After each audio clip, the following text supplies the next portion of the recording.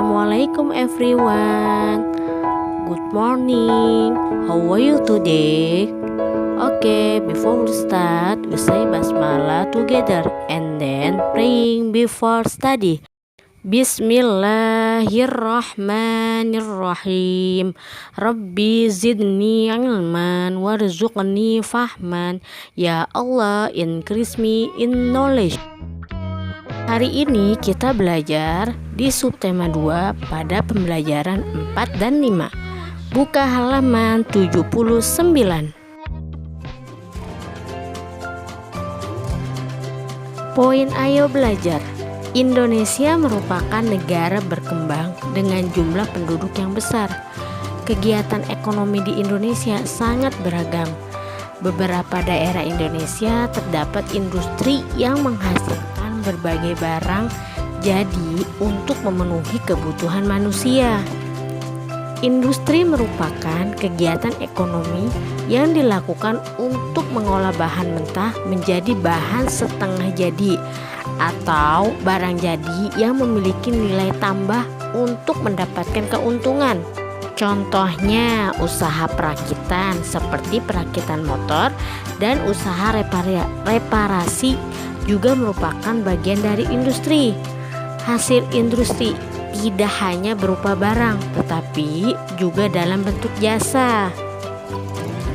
Berdasarkan jumlah tenaga kerja, industri dikelompokkan menjadi industri rumah tangga, kecil, menengah, dan industri besar. Industri rumah tangga memiliki jumlah tenaga kerja antara 1 sampai 4 orang. Industri kecil memiliki jumlah tenaga kerja antara 5 sampai 19 orang. Industri menengah memiliki jumlah tenaga kerja antara 20 sampai 99 orang. Sedangkan industri besar memiliki jumlah tenaga kerja 100 orang atau lebih. Perbedaan antara industri besar dan kecil antara lain, yang pertama, jumlah karyawan. Industri besar lebih banyak jumlah karyawannya daripada industri kecil. Yang kedua, alat yang digunakan. Nah, alat yang digunakan pada industri besar lebih canggih daripada alat yang digunakan pada industri kecil. Yang ketiga, jumlah produksinya. Industri besar memiliki jumlah produksi yang lebih banyak, bahkan sampai ribuan.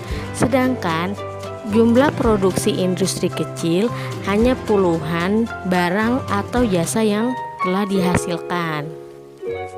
Buka halaman 84. Poin ayo belajar. Gerakan tari daerah memiliki ciri khas yang berbeda antara daerah. Gerak tari Sumatera berbeda dengan gerak tari dari Bali. Begitupun pula dengan gerak tari dari Jawa Tengah. Berikut ciri-ciri gerak tari secara umum dari daerah Sumatera, Bali, dan Jawa Tengah. Poin A, ciri gerak tari daerah dari Sumatera. Yang pertama, gerakan tari lincah dan dinamis.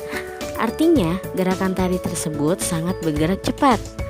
Yang kedua, gerakan tangan, kaki, jari, dan kepala sangat sederhana. Artinya tidak sulit untuk dipraktekkan. Dan yang ketiga, gerakan kaki lincah. Contohnya gerakan meloncat dan berputar-putar. Poin B, ciri gerak tari daerah dari Bali. Yang pertama, tari Bali bersifat ekspresif yang tersalur melalui wajah, mimik, muka, serta gerak mata. Artinya, menari bukan hanya menggerakkan anggota tubuh yang sesuai dengan irama, namun mimik wajah dan gerak mata harus mengikuti irama musik tersebut. Ciri yang kedua, tari Bali bersifat dinamis, selaras dengan musik pengiringnya. Artinya, saat menggerakkan anggota tubuh harus sesuai dengan irama pukulan gamelan tersebut. Ciri yang ketiga, sikap atau posisi kaki terbuka dan badan berendah. Artinya, saat menggerakkan anggota tubuh, posisi kaki terbuka dan badan tidak berdiri tegak. Poin C, ciri gerak tari daerah dari Jawa Tengah. Yang pertama, umumnya gerakan lebih pelan, lembut, dan dinamis. Artinya tidak terlalu cepat.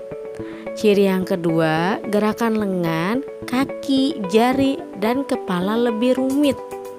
Dan ciri yang ketiga, posisi badan tegak dan agak merendah, terlihat berwibawa.